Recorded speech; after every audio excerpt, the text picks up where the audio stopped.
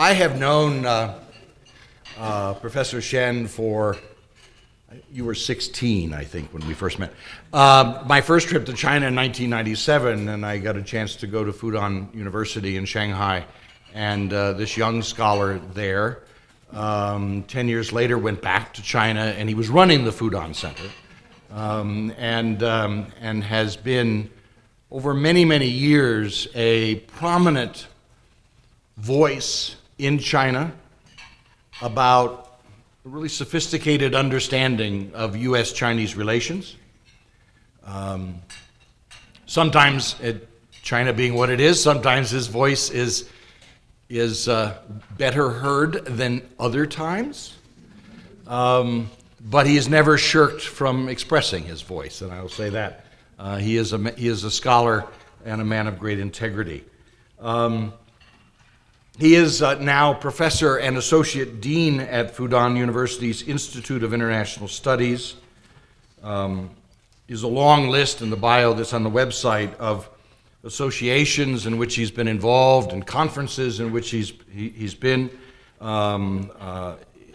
Security, arms control, non-proliferation issues, a principal interlocutor for many U.S. scholars dealing in U.S.-Chinese security issues, and as you well know, that agenda, that security policy agenda is a large and significant one. His PhD is in physics from Fudan University in 1989. He did postdoctorate work in arms control at Princeton for the subsequent 2 years. He was an Eisenhower Fellow in 1996. And on the Global Council of the Asia Society, so that you can see that he has penetrated, and I use that in the best sense of the word, he has penetrated well into the American security scholarship network. He has been appointed by the Shanghai and Hangzhou municipalities to be those cities' conference ambassador. Again, we're delighted thankful to Colorado College that has brought Dingli back to us, and it is a great pleasure to bring back to this stage a man whom I call my good friend, Shen Dingli.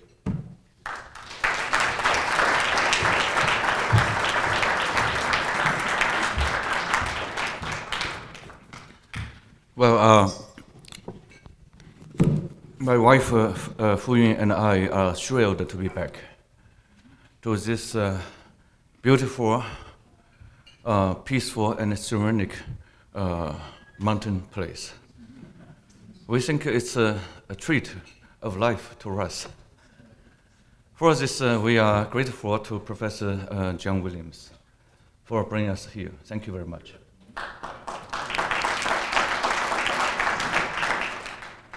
And to Warren, Sky, and your friends, and all of you here to bring us to Antlers Hilton.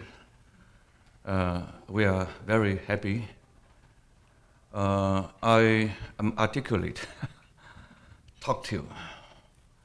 As I think life is short, I need to express in a responsible way in order for people to reconcile their difference. And we may have lots of difference. We live in different locations, and we're accustomed to the way of living. And we may not be easygoing to understand why other people would live the other way. That would make us to develop some bias. I travel a lot.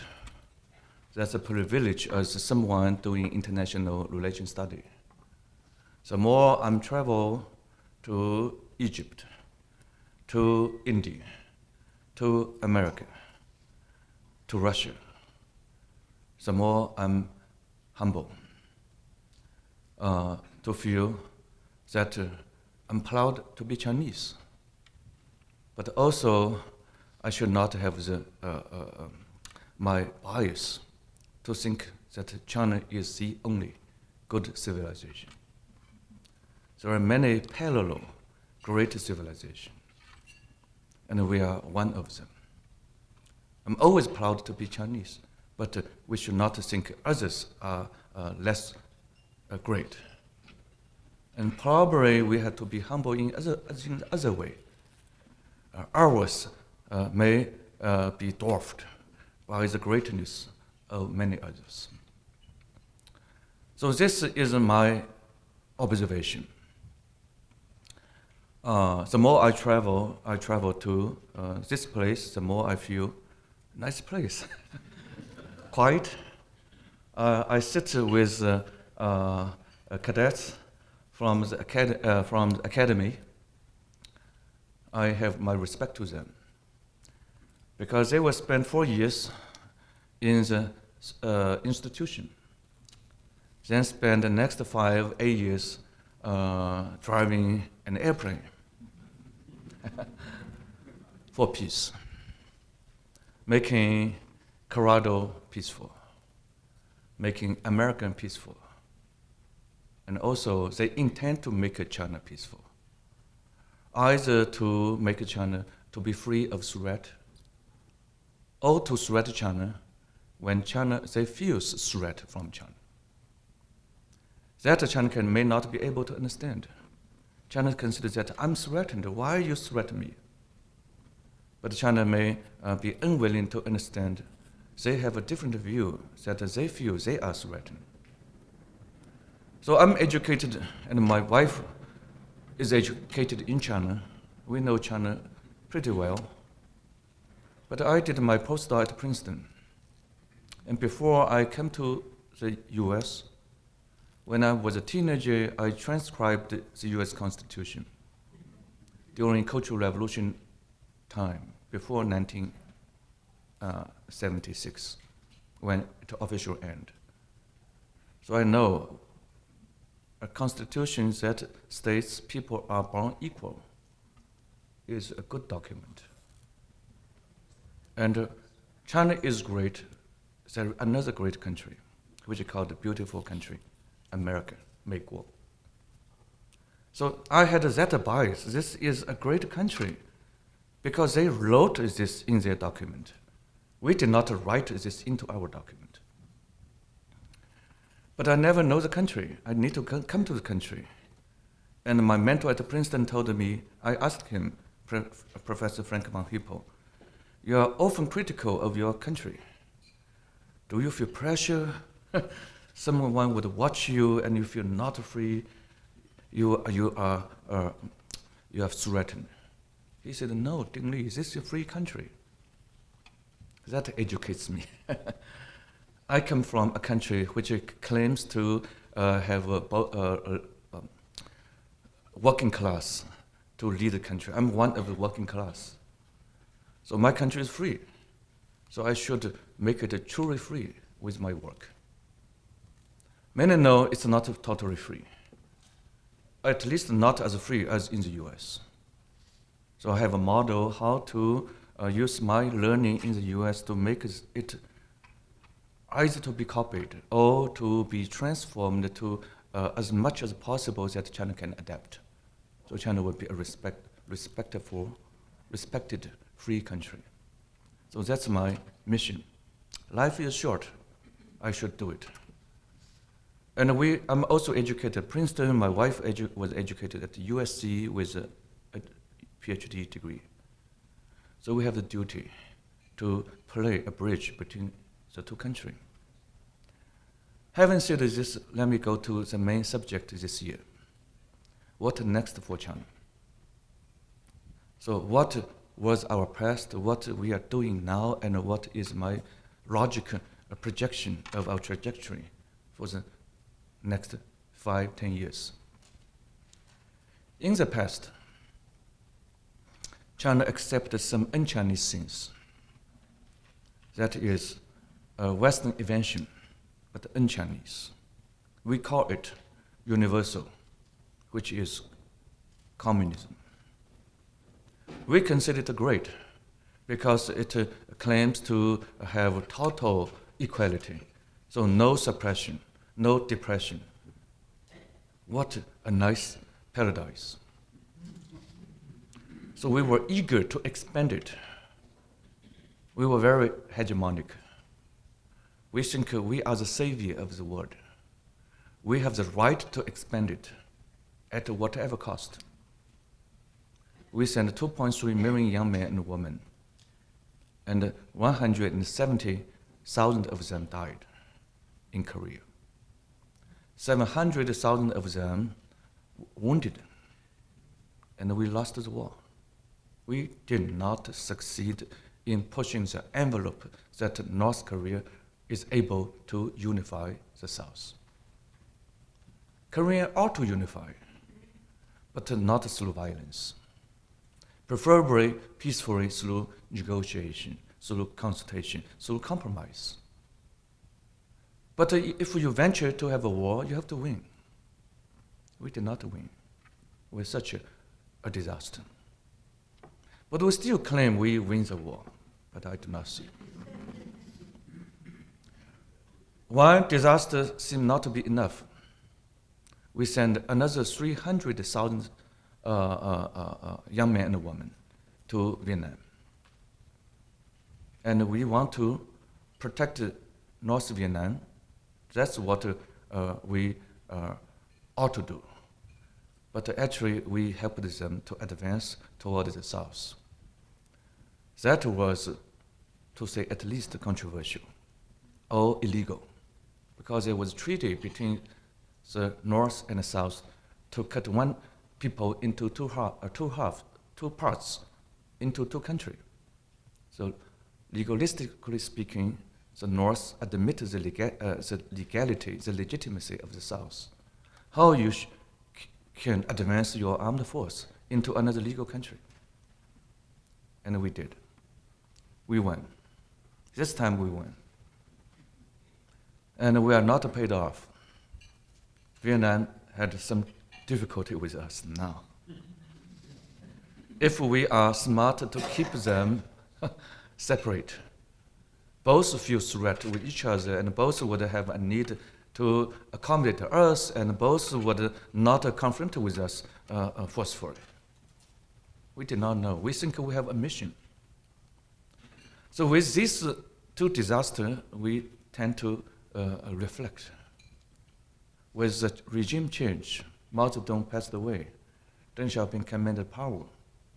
He concluded, that's a wrong way to live. We should live healthily to build our economy. And we need to seek cooperation. Soviet Union was poor, no money, and it was our enemy. All our friends were poor. Vietnam, North Korea, Albania, Zimbabwe. This is time for development. Development needs to have money. North Korea ventured to print a US dollar.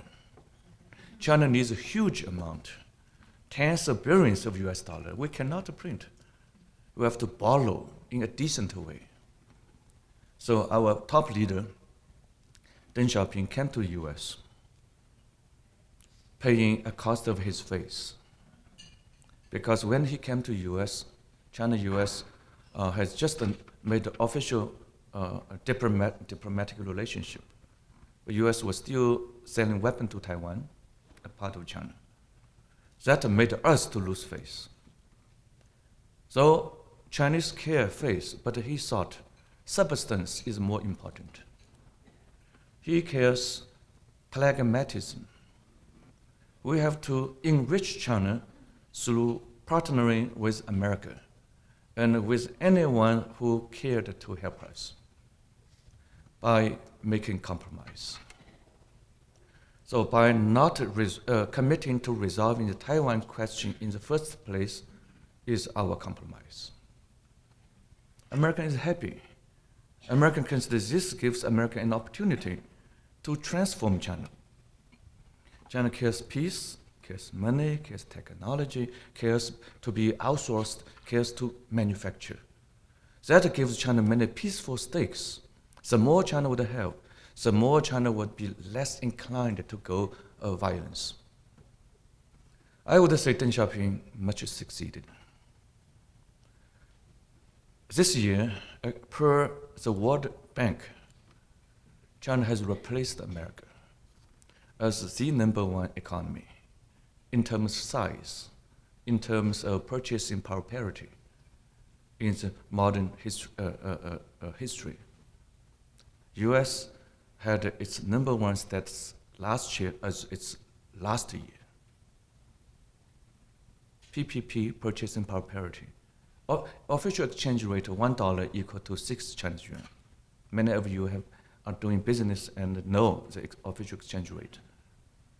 But the World Bank considers it is not $1 equal to 6 Chinese yuan, but 4 Chinese yuan, or 2 Chinese yuan. That would expand China's economic size. So it is called a PPP, not official exchange rate. So the truth is between official exchange rate and PPP is the truth. Neither is to end. I think Deng Xiaoping succeeded by making compromise that America is willing to help China. Huge amount of influx of money, tourists, and investment of technology to make China a modern, reformist country. So we owe a lot to America. We have not resolved the Taiwan question.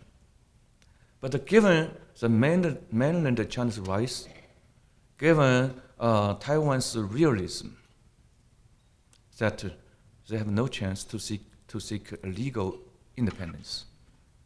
Better to live a peaceful life as long as mainland China would not resort to non-peaceful means, dialogue with mainland, have cross Taiwan Strait communication and exchange and investment. This is the best thing they can do. President Obama would order another batch of weapons to sell to Taiwan for frigates this year, Perry class. We are unhappy, but we are accustomed to this kind of life in the last 30 years. So what a big deal if more ships would be sent to Taiwan, not a first class. Taiwan's defense would be lifted very nominally. We would continue to lose face a bit, but that's life.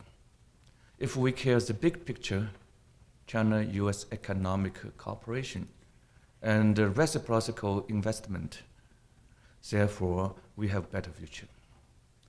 So mainland China under Deng Xiaoping's leadership become Chinese, pragmatic, less un-Chinese, stressing those kind of un-Chinese ideology that is total equality, no suppression, no depression.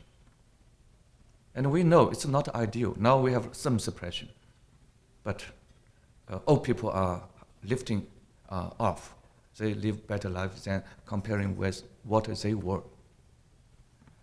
Deng Xiaoping passed away. We continue this trajectory.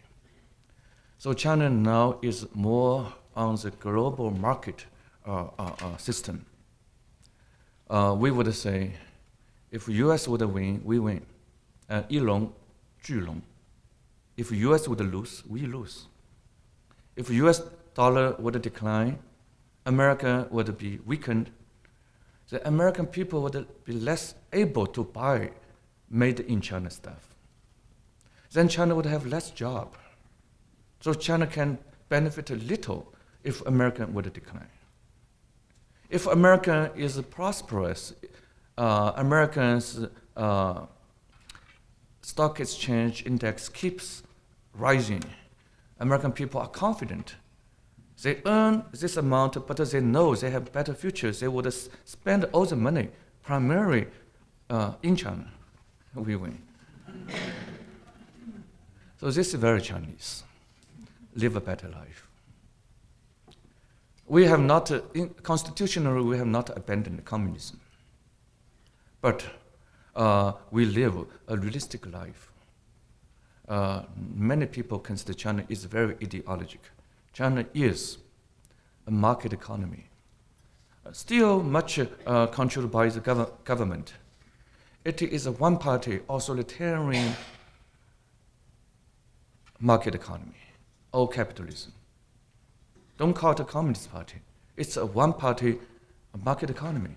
U.S. is a multiple-party or two-party market economy. So this gives us common ground. We compete for making money. And for the good percentage of the total income. China generated this amount of wealth, how much US would get, how much China would share. So we have lots of competition concerning the fairness of the economic competition. If China is appreciating its currency enough, if China is protecting its market unreasonably, if China is unwilling to sell some of its raw material against the ruling of the World WTO, World Trade Organization. So lots of competition of this. Not China is attacking Taiwan, or China is attacking Japan. That would make the US very worried. What is next? We have a new president. The president is very worried about the negative outcome of the past. Too much pragmatism has made China to lose principle. Okay, money, development, efficiency. What is fairness? What is generosity? What is sincerity? What is greater power's contribution to the world? So many people would complain, China becomes an economic animal, not as gracious as it used to be. And with the fast accumulation of wealth, our government just announced yesterday the GDP of last year. So it is 6 billion Chinese, it is 6 trillion Chinese yuan, 60万亿人民币, 63万亿, or 1 trillion US dollar. 15 years ago, for the year 2000, we generate 10% of it. It's 0.1 trillion. So in 50 years, we increased 900%. But with this one-party-led system, it's much easier for officials to exchange power with money, to make their family people to have access to wealth in an unfair and illegal way. Because we have less transparency and accountability, that makes people to less benefit from our fast economic lifting, making the officials unreasonably become the beneficiary of such economic modernization. That undercut the legitimacy of the party. The party used to devote itself to people. Therefore, when the support of the people got the power, so nationalists went to Taiwan, lost power. But then, if you make people to be rich, but you become rich very unreasonably, that may call the end of the party. This president is very conscious of this.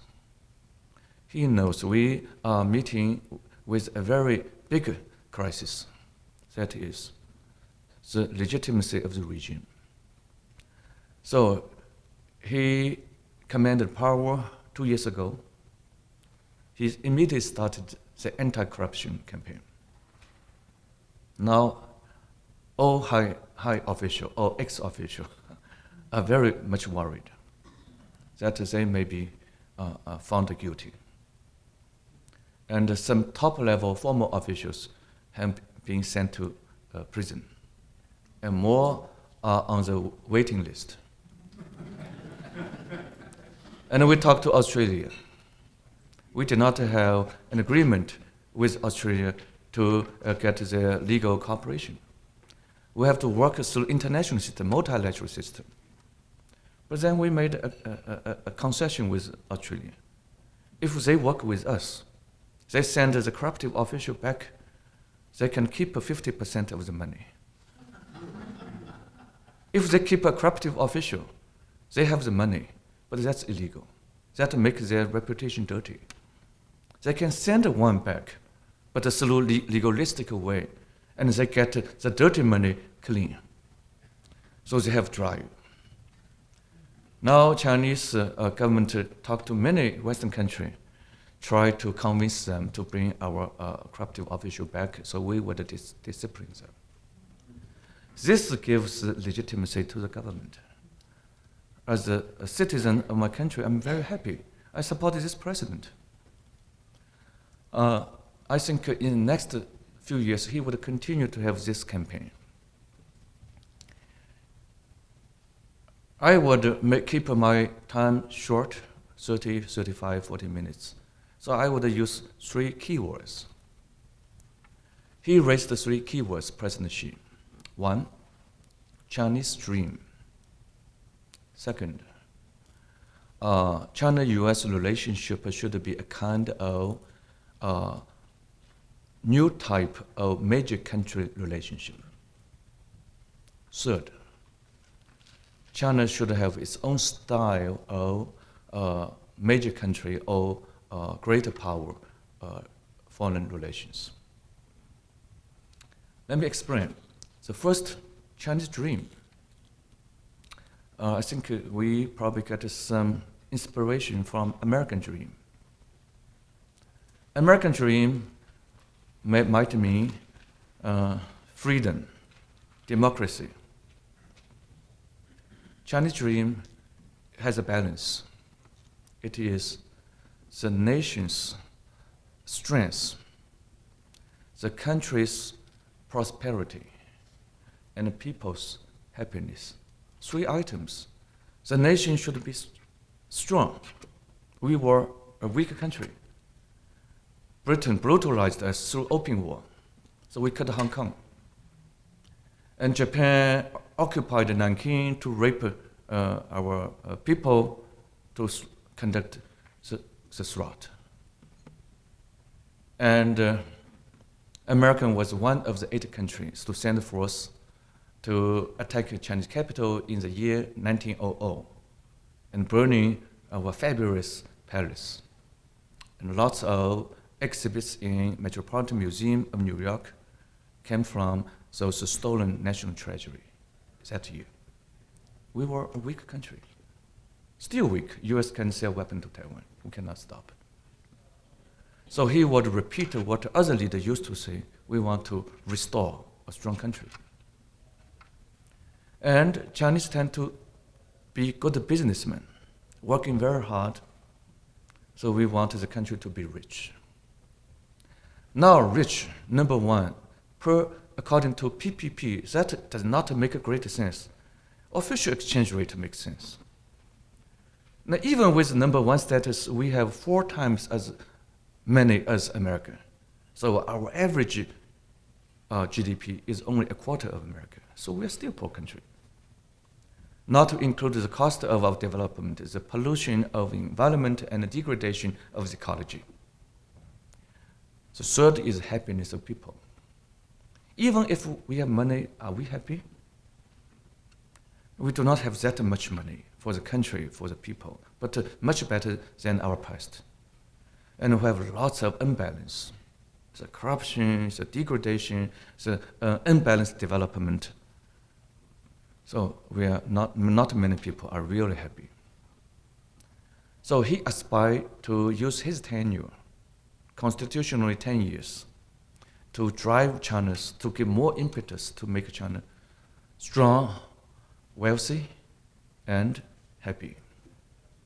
Happiness was, for a long time, never a part of Chinese political vocabulary. Now we think happiness is so important. But for me, happiness may go first. Happiness is first, then strength and richness goes next. Second is China-US relationship. Increasingly being tested. When China was weak, China is willing to make a concession. We are against the US weapons sale to Taiwan, but as long as you can invest in China. Now China is no longer that attractive destination of investment. Because in my city, Shanghai, university graduate expect to get their first month's salary, 3,000 Chinese yuan. That's about $500 US. Cheap, comparing with your standard. But per PPP, purchasing power parity, if $1 equal to 2 Chinese yuan, that's $1,500 US. That's not very bad. Kids feel not happy because it's not a lot. But foreign investor would feel that's really bad. When I returned from Princeton University, after doing my postdoc at Princeton in 1991, I returned to Fudan to be a junior research staff. My per month salary was 147 Chinese yuan, namely $30 US. Peasants was paid 10% of my salary. So American can hire 70 of me at the assistant professor level with only the salary which I earned at Princeton, $2,000 US, and can get 700 Chinese peasants with $2,000 US in the year 1991. Now they have to hire a university graduate, $500 US. So it's not an attractive place. It's a rising cost of living and environmental protection. Chinese are more conscious, so you can less be able to pollute. So this would make them to relocate their investment from China to Manila to Pakistan if it's peaceful, or to Vietnam. So this is change. So, but the Chinese working very hard, and Chinese Communist Party had a good discipline, can mobilize the people very well, and they cooperate with U.S. business. When there is social unrest, people's demonstration, the party would persuade people to work for the business, not to protect the protesters. So China is still attractive, but less attractive than it used to be. First. Second, China is more protecting its market. China says China says, let's trade. You give us technology, we give you market. US say no. We can we can manufacture in China, but we cannot give you technology. If we give you technology, we have nothing to earn in the future. So we have more attention for technology. Third, US is saying, because US is unwilling to transfer technology, then China is launching massive online hacking to steal technology. It's not a China. China cares respecting knowledge, respecting seniority, respecting academic work. How can you steal? But Chinese government say, no, I have not been engaged in this. So lots of charge from the Congress, from the White House. So our two countries have more economic competition. Meantime, President Xi Jinping considers that we want to have a strong country. We are building probably the second, our Navy buildup is the fastest in the world. We have many new ships, new submarines to enter water every year, faster than the US. Not as capable as the US for the quality of each of them, but in terms of number, it's significant. So Japan is worried, Vietnam is worried, and the US is worried. So US has more need to send a reconnaissance mission surrounding China. And China is in its fast development age. China is concerned when you pick up the intelligence, I would be less capable. So China tried to reject sending its own airplane to push back. 10 years ago, our warplane collided. So US is eager to negotiate with China to avoid the repetition of such recurrence. China said, no, you cannot come. How I can negotiate with you? So I would protect you, your safety. So lots of tension. How to handle them? President Xi Jinping, he became the president of China 2 years ago, in March 2013. He went to the US 3 months later to Los Angeles, had a 9-hour meeting for 2 days, discussing with President Obama and his team, proposing Chinese solution. It's called New Model of Major Country Relationship. You are major country. We are major country. In the past, major country do not treat with each other with equality. Soviet Union considers that they are the savior. American system is wrong. We follow Soviet Union. American considers that this is a Christianity, Protestant country. You are the savior. So communism should finish. We say, we respect you, but please respect us. Vice Premier Wang Yang stated in Washington a month ago that America has created this international order. We have benefited from it. We have every reason to follow. We have reason also to improve, but not to change. He deluded that we would follow American leadership. But in the meantime, please respect us. We are not changing your way of living. Please don't aspire to change our way of living. So this would still be a one-party-led country. We have a mission to improve ourselves. Don't worry about this. You don't need to aspire to change our way of living by yourself. So this is his either humble or arrogant proposal. We don't touch you, don't touch us. I think China used not to be this humble. We think we are savior. So we have a right to tell you are wrong. Now we no longer say this. But America has not changed its culture, a city upon a hill. America need to lecture around. And many Chinese, from their heart, they think that makes sense. But for our honor, our brain would not accept. Our heart splits with our brain. Most of our leaders send their kids to study in the US. Jiang Zemin's son got a PhD in physics from Drexel University. President Xi Jinping's daughter studies at Harvard. The imprisoned leader, Bo Xilei's son, studied at Columbia. So you can see how good future China-US relationship will be. Because most of them would return. They would have a better career future if they return. But when they return, they become a future leader. They have better chance than my kids. They would predict how US would expect China. They are less likely to confront the US when they predict such a kind of conducting would annoy America. So that would automatically reduce source of confrontation. That would not eliminate the skirmish, but would reduce. So that's our heart. But our brain would think other way. We are a great country. We have great civilization.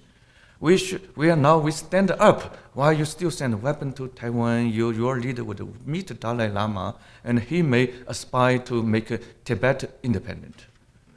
And the Diaoyu Island belongs to us while you would protect Japan's Senkaku, which is our Diaoyu Island. Therefore, we are hurt. In the past, we are hurt. We think we need money. We will be pragmatic. Now we have lots of money. And we committed to invest in Latin America, in Africa, in many places through China's new Silk Road. So we can invest a lot in America.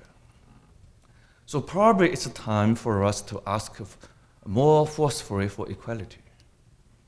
In my view, American would never say Americans want to have unfairness and inequality. But America, culturally and religiously, would be very difficult to agree to be led by another country, especially by a one-party country. Even to share power with a co-superpower will be difficult. So China's asking for mutual respect would make President Obama to feel politically difficult. So for 2 years, he has never personally agreed, let's do new model of major country relationship. Now, actually, in Chinese way, we say 新兴大国关系. More directly translation is new model of great power relationship. Then that immediately annoyed India, Japan. You are great power, so what I am? India can say are great power, and Germany, Japan. Now only America and China. So China changed its standard translation to major country. But our heart is still, we are major power.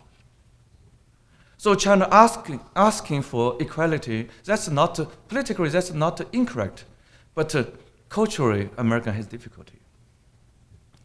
And then there are lots of substance to be fixed. Could China invest more in the US? Could China create less barrier for US investment in China? Could China steal less or not to steal online against the US intellectual property rights? And lots of competition. So first round of the two presidents meeting in Annenberg estate in Southern California. And last December in Beijing, President Obama came to China again. He participated in APEC Beijing summit. And we had two leaders informal meeting for 10 hours. Very interesting. First evening, the two leaders start to have meeting from 5. And it's scheduled for have a dinner. Obama said, no, I have a long list to ask you. Iran, North Korea, Ebola, and Crimea, you have to give me answer.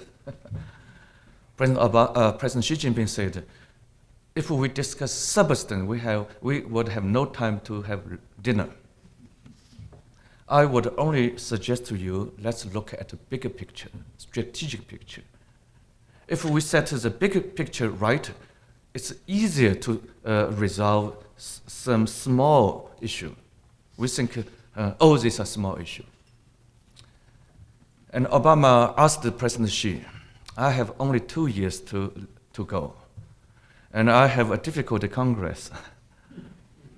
President Xi Jinping told him, you are young.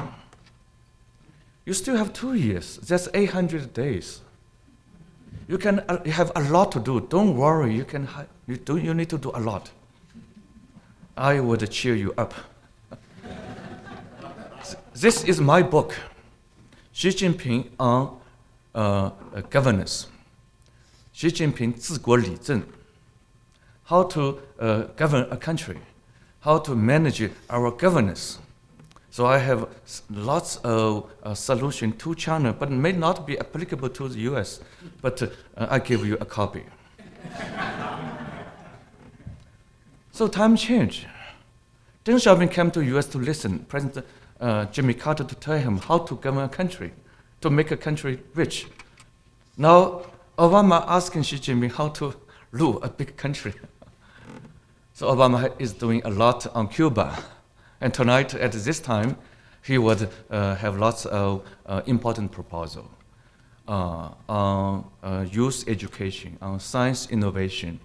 So non-controversial issue and also some controversial issue, Medicare and immigration, etc. He wants to leave his footprint in the U.S. presidency. So these 3 slogans, Chinese dream, is our bar high for China to become a superpower, which is rich, happy, and strong. We translate American's name into Chinese, 美利坚合众国. The United States of Mei, beauty, Li, sharpness, Jian, strength. China also wants to be a beautiful and a rich, strong country. It's our national aspiration. But depending upon how you define it, it can take 10 years, 20, 30, 50 years to achieve. And in their summit last November in Beijing, the two presidents made 3 major achievements. One is for meal to meal, military to military. The two governments signed not to make a surprise for the other army. If China would have a major military undertaking, China would notify the US. So US would get the notification. US would not get a surprise. US may bring more satellites, more reconnaissance platform to watch.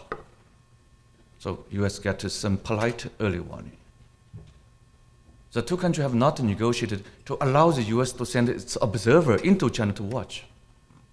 But the two countries agreed not to bring surprise to other countries. This is very good. Cuban Missile Crisis is a surprise. And it has get settled. US also committed to withdraw nuclear missile from Turkey. It's a balanced settlement. But the Soviet Union was unhappy, they made a surprise. China and US should not make a surprise to each other. This is a big picture. Second is again meal to meal.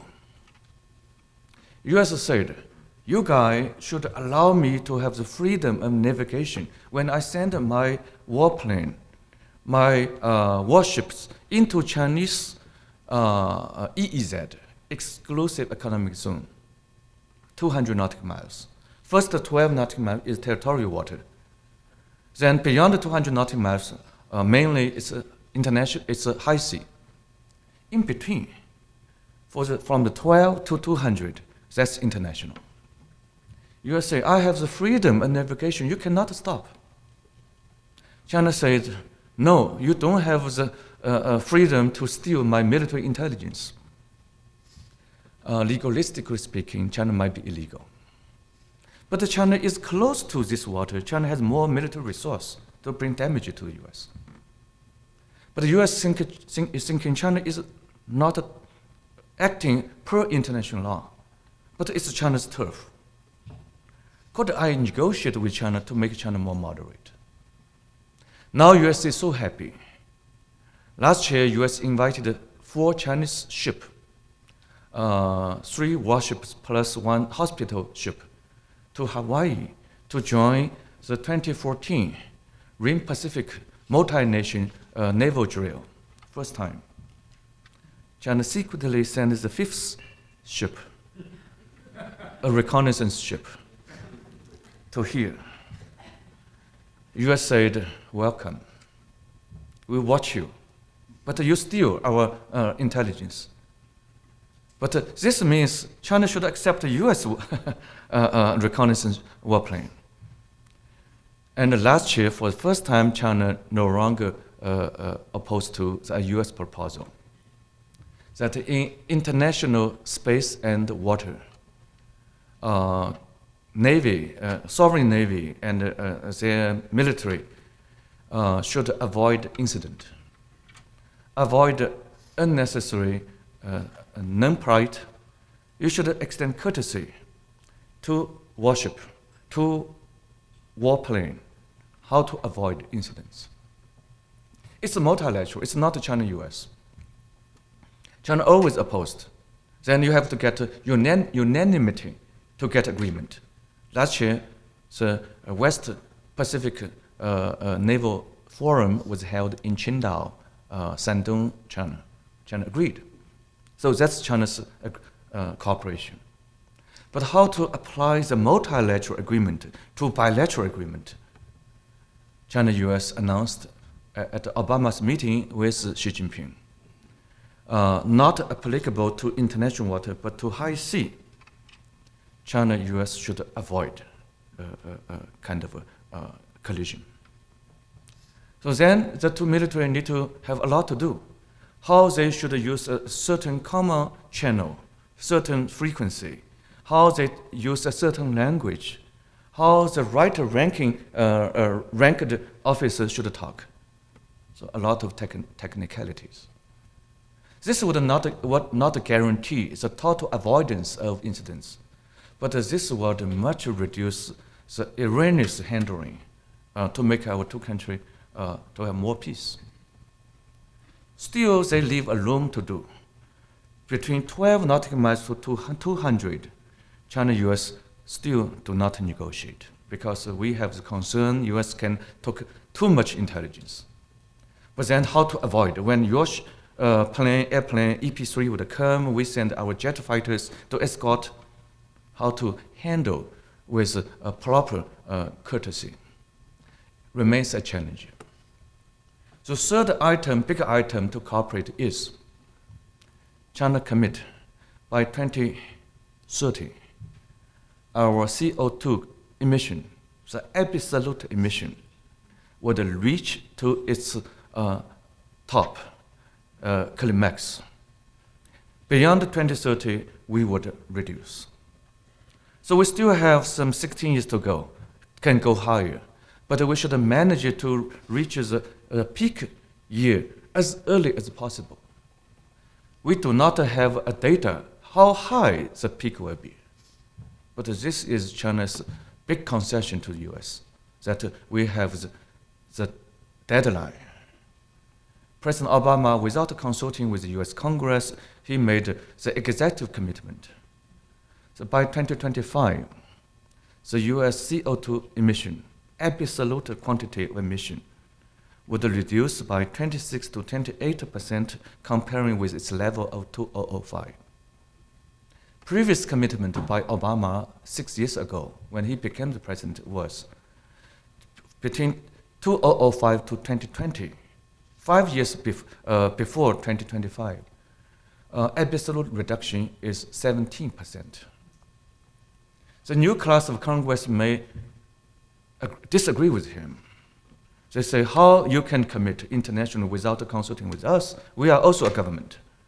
And Obama has only 2 years to go. Who can guarantee the future US government would follow Obama's commitment? But at least US is saying, I would continue to play a leadership role.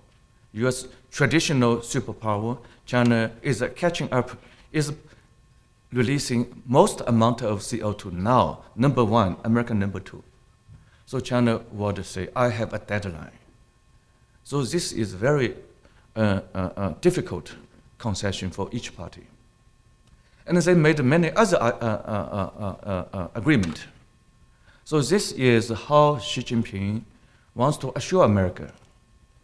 When we become strong and rich, we would have more resource to commit to ourselves to global governance, either led by US or we have a collective leadership. So this is what make US feel good. The right way to do a new model of major country relationship. China is doing better. But American would expect China to do even better, to send troops to Iraq to fight against IS. And after US would withdraw largely from Afghanistan this year, China would send some paratroops in the name of security force to stabilize the country. As otherwise, that place can be another post-withdrawal, GI withdrawal, Iraq. That would be a damage for everybody. And the US would hope China would give more resource, military medicine, and medical doctor to West Africa for Ebola. And the US appreciates China to state China respects the sovereignty of Ukraine. Deluding, we are unhappy with Russia's absorbing of Crimea. So Ukraine and America are happy China is principled, but not speak directly. So US has a lot to expect from China. If China could do better, not to the total satisfaction of America, could do better on each item, I think we have greater future of better Chinese-US relationship. Certainly China has a lot to expect America. That is to understand our handling in South China Sea in dealing with Vietnam, Philippines, Malaysia, Brunei, and Indonesia, we have two principles. One is international law, which is only 200 nautical miles, but also historical reason. We think this is our turf. We want to use historical reason to say we have extra rights. American considers that this is too much. It's a kind of hegemonic behavior. So U.S. would support this country to sue China in international tribunal. So China feels difficulty. U.S. would give another batch of weapon to Taiwan, that China does not feel good. Hopefully, President Obama would not meet with Dalai Lama again, and the U.S. last year changed its interpretation of U.S.-Japan security alliance. In 1972, when U.S. reverted Okinawa Islands to Japan, U.S. also returned Senkaku Islands, a part of Okinawa, to Japan. But at the protestation of mainland China and Taiwan, U.S. made a nuanced statement. U.S. does not know who owns the sovereignty of Senkaku. U.S. only give the right of jurisdiction to Japan to rule over this island. And U.S.-Japan security alliance does not apply to this. Taiwan is a U.S. friend. Taiwan would not attack Japan. China was so weak in 1972. China needed Nixon to come to China to help China to counter Soviet Union. China is not in a mood and capacity to counter Japan. Now times have changed. China becomes more assertive, using the situation that Japan announced to nationalize this island. So we think this is a unilateral change of legal status of this island. That changes Japan's unwritten consensus with China. It is a verbal commitment with China to maintain status quo. So China would not send official presentation in the place. Japan would not make any more change. Now Japan is changing. China say you have to revert. Japan say no. Then China say you have to bear the consequence. The consequence is that we send lots of ships to the place, not warship, but official vessel, the police, and we are building a bigger navy, and hopefully in a few years a better navy, more powerful maritime police force. Then Japan is hard to handle. So last year, President Obama went to Japan to announce Article 5 of U.S.-Japan Security Alliance is now applicable to Senkaku, which means if there is war, if Japan is defeated, if Japan requests the U.S. to help, Japan has a right not to use it, but if Japan uses it to ask Uncle Sam to defeat China, U.S. is willing to do. So this is, in China's view, more apparent threat to China. That we feel bad. U.S. was so sensible not to threat China on this. Now Obama makes more explicit deterrence. And then we back off. We send less vessel. And we asked the Japanese Prime Minister to take the opportunity of visiting China for joining Beijing APEC last December to make 4 consensus with China.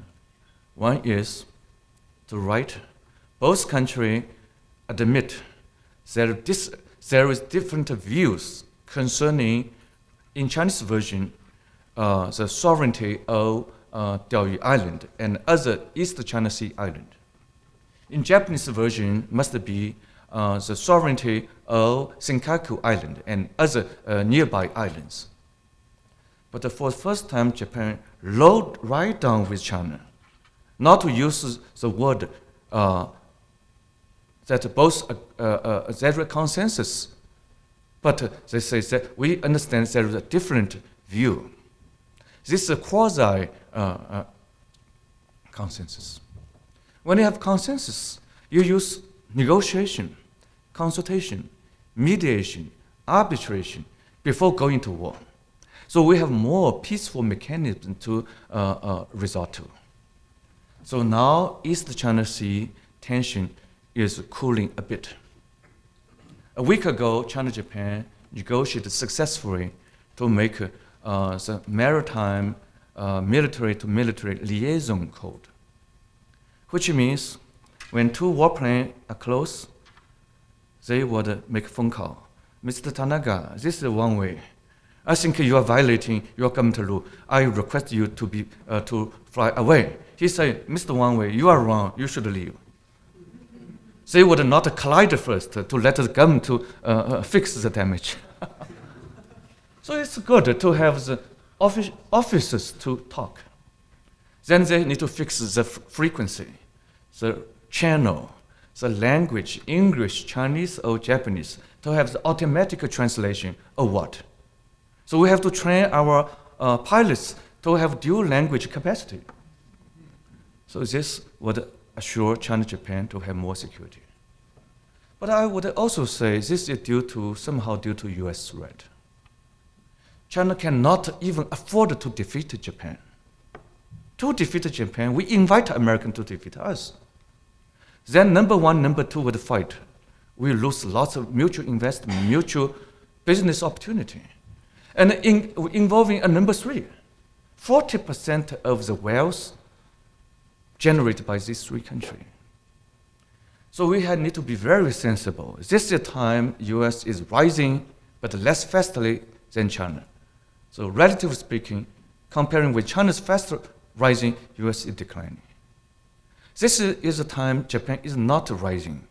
Japan's economic growth rate is very low, if not zero. It's 1.5%, US 5% last quarter. So how we would notice there is dispute. But let's share the dispute. If we are unable to resolve this, share, not to burn, fuse it, make it more burning. Let's work on trade, business, investment, cultural exchange, more CC professors to come to Fudan to teach. And Air Force Academy cadet to be exchanged to Chinese Air Force school, so spend a semester. And the Japanese officials came to China to spend time. Let's train ourselves to be able to agree to disagree. Then 10 years later, 20 years later, China may think, I have such a large territory, so Diaoyu Island small stuff, it's okay, you take. Or Japan would say, I'm guilty. I used to kill so many Chinese, I refuse to admit. Now I should give some of the island back to China. Let's make peace. I would end my monologue here. And I thank Sky, Karen, and John, and many respected participants here again. And I firmly convinced that we are human beings. We are very intelligent human beings. And we are able to continue our past wisdom, which is keeping the difference, but expand the common ground. Thank you very much.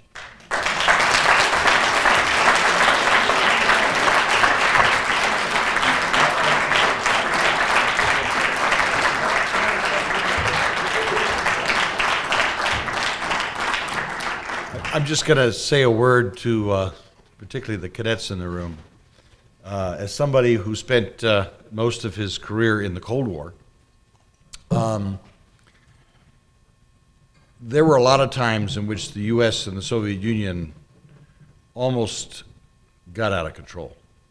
And if I were to point to one thing that probably had more significant impact on the resolution of the Cold War in a peaceful way, it was the kind of military-to-military relationships and conversations and contacts, the professional contacts that Professor Shen is describing. And I know it's been a long time trying to get agreements for these kinds of mill-to-mill initiatives. But finally, last year we made. And it's a wonderful accomplishment. We have about 20 minutes left. My job is simply to repeat the questions for the Pikes Peak Library District cameras.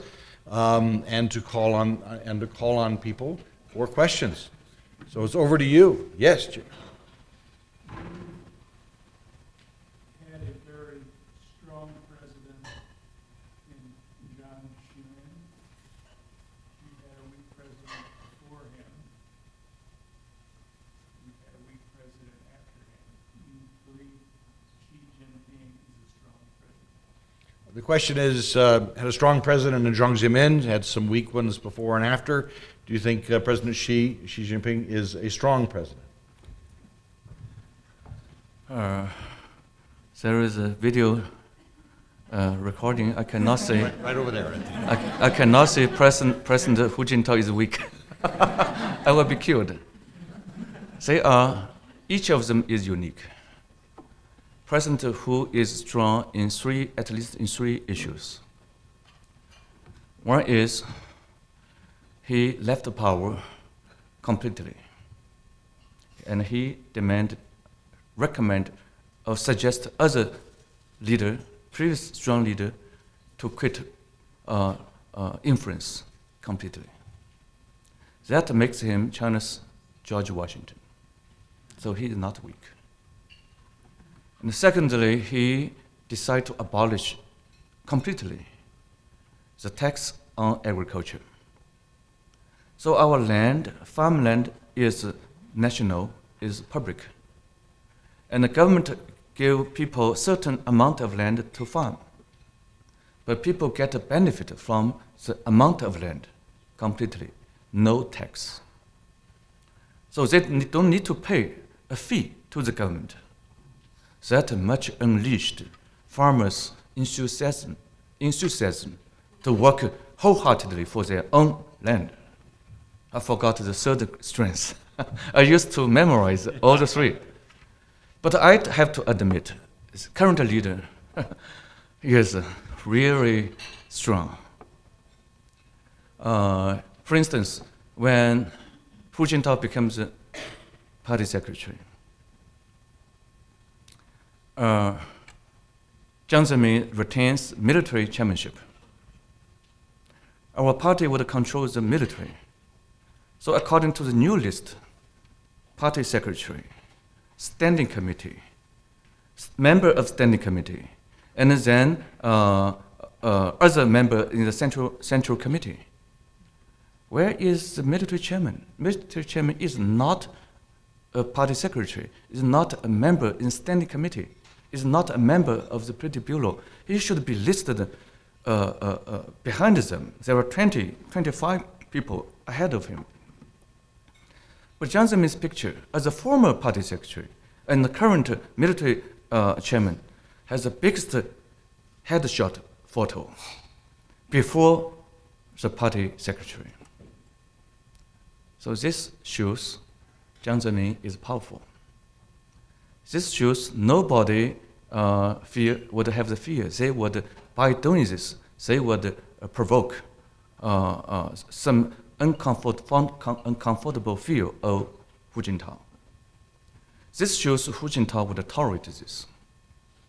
But I don't think Xi Jinping would tolerate this. Someone would still be the military chairman with a picture bigger than him.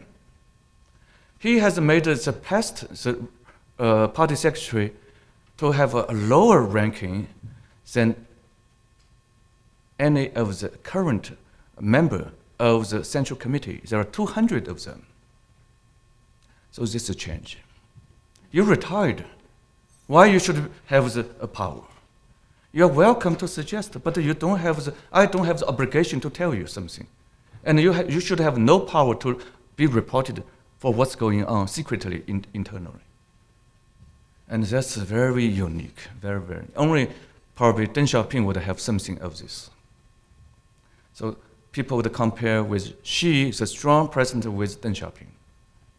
And some would compare with him in a funny way. Han Wudi, a great emperor of the Han dynasty, 2,000 years ago. We have a great, like a Russian Peter the Great. It's not appropriate metaphor.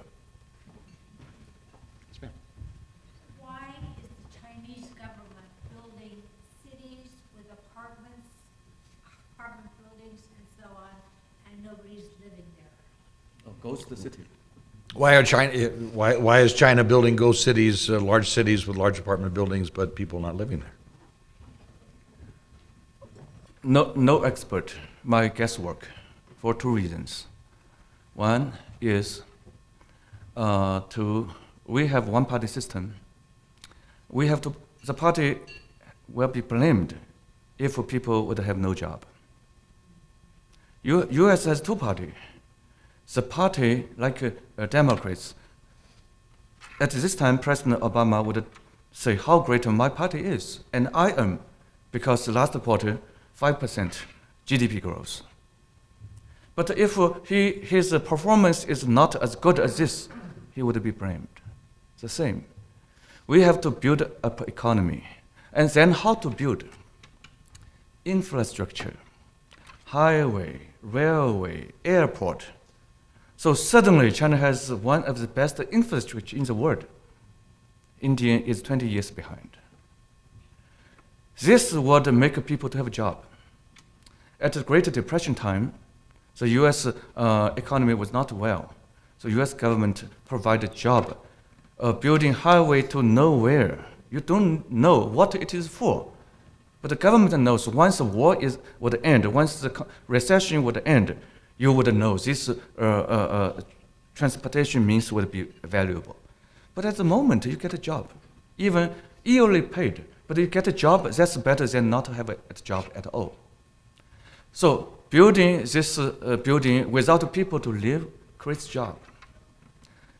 This job would make people to build and to manufacture iron and steel, and manufacture glass, and manufacture furniture, etc., plastic things, first.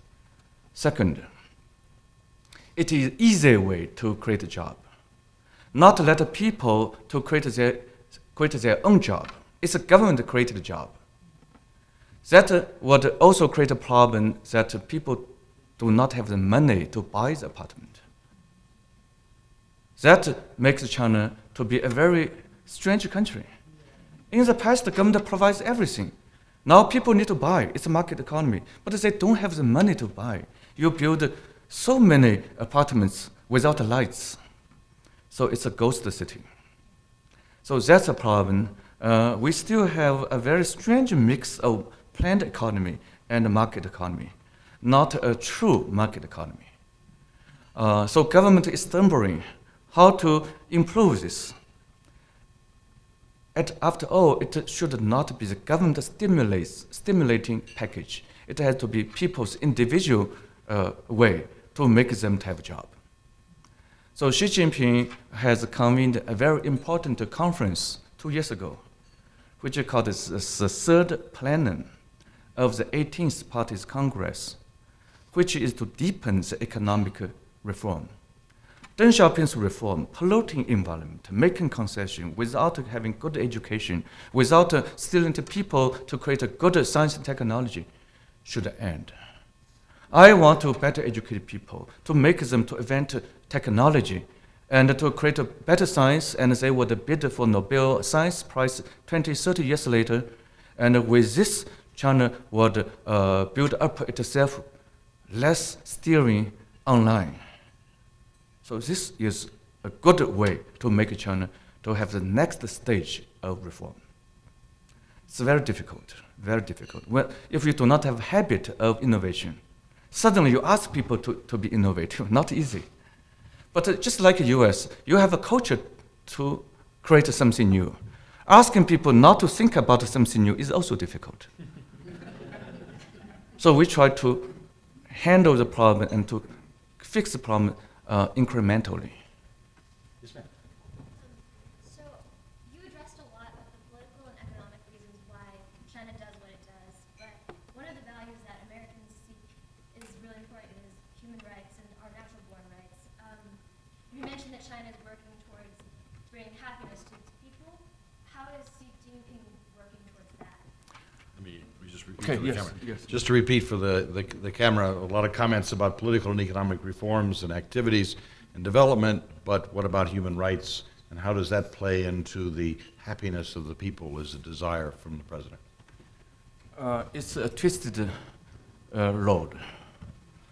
When Dr. Sun Yat-sen, returning from Hawaii to China, using violence to topple the Qing dynasty, his purpose is to make China strong, rich, and democratic. He succeeded to some extent, but not totally succeed. But to make China to be democratic, for ordinary people to have the same political status as the emperor. So emperor's position will not be inherited through blood.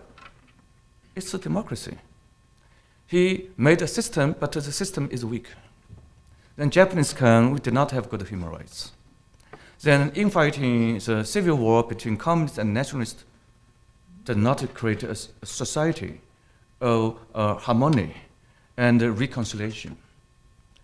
But communists won. Chiang Kai-shek lost. For what? Because Chiang Kai-shek did not deliver what Dr. Sun Yat-sen promised. 三民主义. Of the people, by the people, for the people. It's US version. We have 民族, 民权民生. He did not deliver. He was reported by US diplomats. They come to China to reconcile the two parties. They reported from China saying his party is corruptive. Even though Communist Party is a dictatorship, but it is more or less more clean. So the hope is with communists. Another bigger reason is that communists promise once they get power, they would create a more democratic system. People give the party a try, and the party did not fully deliver its promise. It has lots of internal class struggle.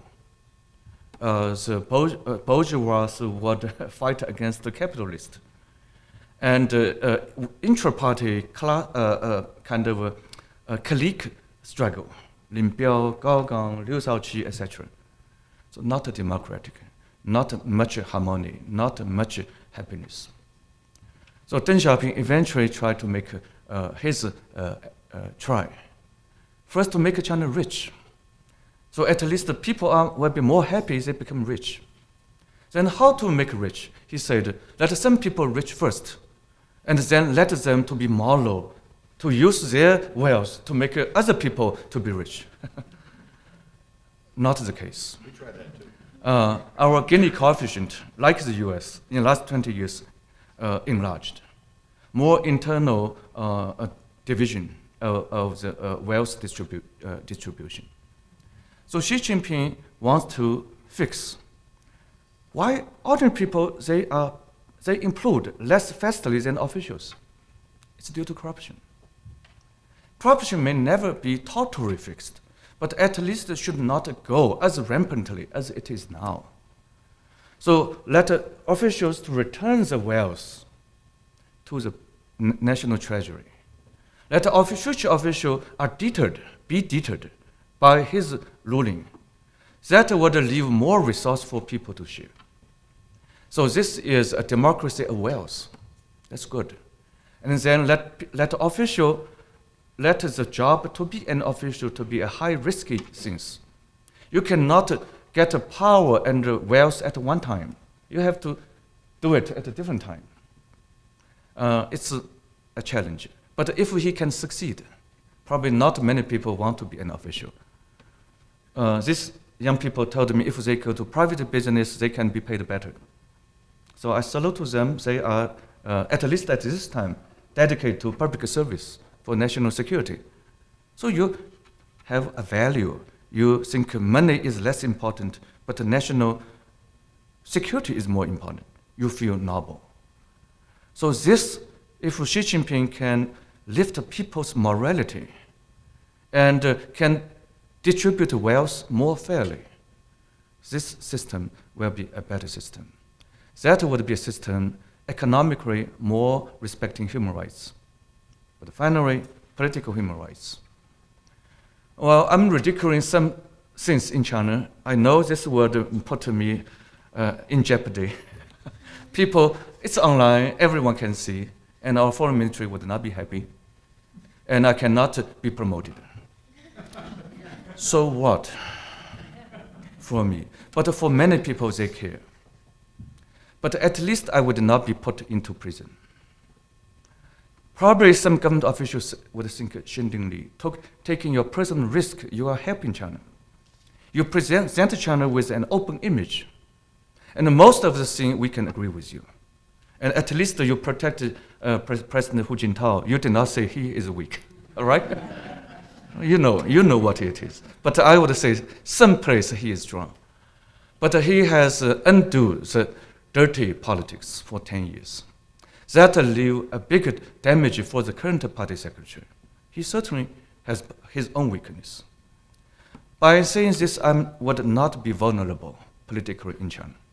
So that's China's major achievement of human rights. But we still are parochial. When you say we should have a US system, two-party, multiple party, Communist Party should be tolerant to other parties' challenge, I would be sensible. It's my dream, but I would not do it in my lifetime. But even if I would not create an opposition party,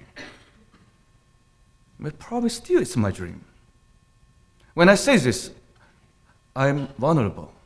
Please cut this footage from the real recording. I have my heart. I have my heart. But some people tell me, Shen Dingli, you are too conservative. In 10 years, we would change. But if Xi Jinping can succeed, probably in 30 years, we would not change because he has fixed the economic unfairness. And that would trade for people's tolerance for this system to go longer. But how long? We never know. Taiwan has changed. Hong Kong young people cannot tolerate our handling. So that's the change. They are Chinese. They are both Hong Kongese and Taiwanese, but they are all Chinese. I'm Chinese. While these Chinese are better than other Chinese. We are all Chinese. We are global villager. So I have no worry as long as we can have incremental, stable development, taking manageable risk, but some risk. We will be there. And your kind of definition of human rights may eventually be there in tens of years. But every 4 years, US change a president.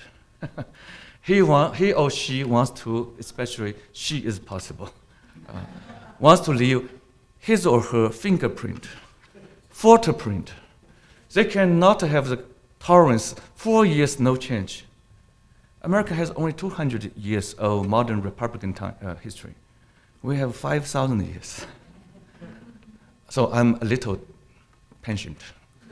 We're going to try and squeeze in a couple more. I've got a little queue here. So there's 1 and 2 and 3. David, maybe.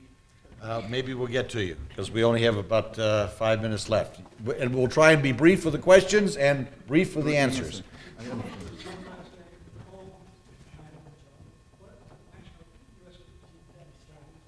Okay, sorry. National debt. What is the national debt of China? What is the national debt of China? I know. No? What is America's indebtedness to China? I can give immediately. Yep. 3.75 trillion.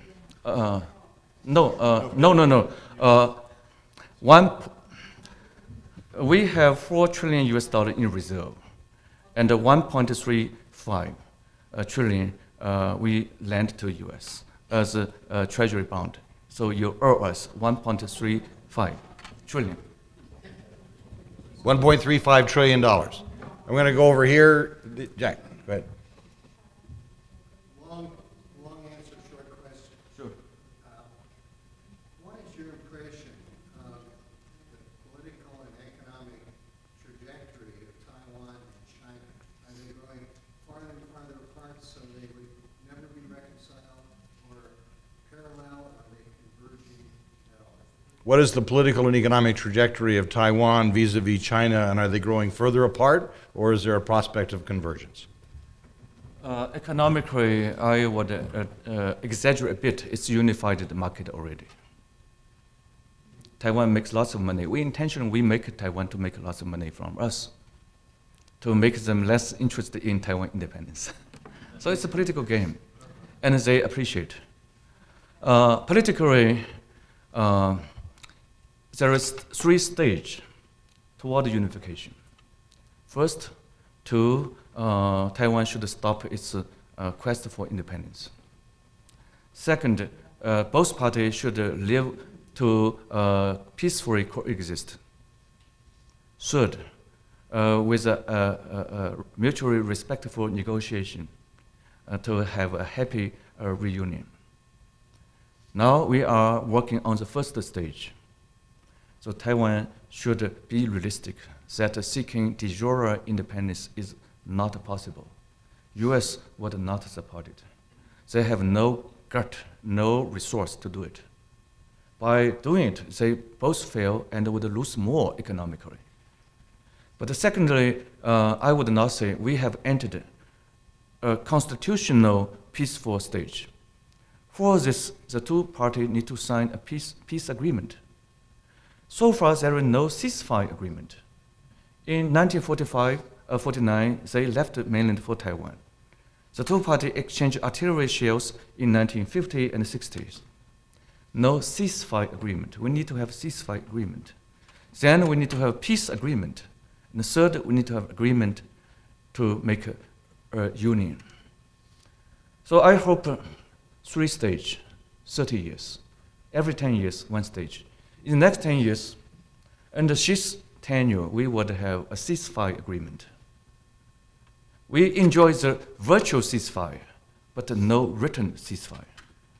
Second stage, probably by 2030, there will be a peace agreement. And by 2040, around that time, China has fully established its own superpower status with hopefully full-fledged democracy. Taiwan said, why you don't do this earlier? If we do this earlier, we have no fear to live with the democracy. You are my brother. Let's go together. And the Americans say, democracy would not fight, but democracy would have difference. We compete, but we accept the Chinese democracy. Congratulations. So American would say, I accept. And this would much relieve the U.S. burden. U.S. will be burdened by Chinese inability to achieve reconciliation. But in order to achieve this, I have deluded that we should have something. Transparency, better accountability, and what is called, in our older term, democracy, and in your term, democracy. These days, Chinese political system we try to keep a certain distance with democracy, a Western electoral democracy. That was not the case 60 years ago. We promised to people, once we have power, we'll do it. We did not deliver. And we would never be able to say we would never do it in the future. Probably in 30, 40 years, we would do it. So I think American would think a united China will be a bigger competitor, but is a welcome competitor. So given this, Taiwan will be able to be peacefully and joyfully to have a reunion with us. That's a powerful vision, and I'm now going to be very unpopular because I promised that we will adjourn at 7:30. So we will hang around for a couple of other questions, but I have to close off this. And that's a powerful vision for us to stay with, and the younger students in the room, well, you'll be around to find out whether that 30-year prediction comes true. I probably won't be. Now, I'm going to ask Fuyun to come up here. Fuyun? Because you already have one of these. Yes, I have. You have one. Two, one from Pittsburgh. Well, that's, yes, it looks like this, but it's got a different seal on it. But Fuyun does not have one of these, so I'm going to present this to Fuyun. Thank you very much. And thank you, Dingli. so much. Thank you so much for being here.